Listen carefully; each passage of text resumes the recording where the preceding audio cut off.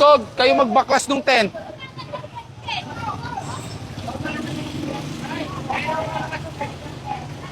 Ginamit ko yan, sir, sa patay po. Nung last month, nandito rin yan eh. Ang dami po kasi Ang dami namamatay. Meron pong memorandum ang DILG na bawal na po yung ganon. Wala problema, tumulong tayo pag may patay. Pero lagyan natin ng... Opo. Kasi ay nakapicture po.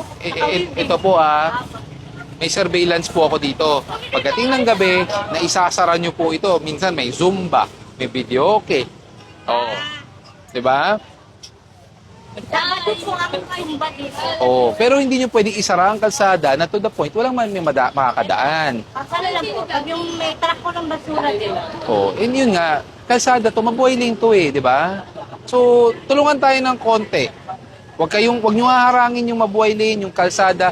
Gusto nyo magpa-zumba, gawan nyo ng pwesto, hanapan nyo sa looban. Kung meron man kayo maliit na gym or kung ano man, doon kayo magpa-zumba. Yung karaoke, huwag sa kalsada. Ha? Masusunod, pag ako, umiikot ako ng gabi, nakikita ko yan, ha? Wala kang lalaki, sir, nasa kabila. Ayan, patutulungan namin kayo. Pero nakapit na kasi siya, sir. Hindi, kaya namin tanggalin yan. Skog, baklasin nyo.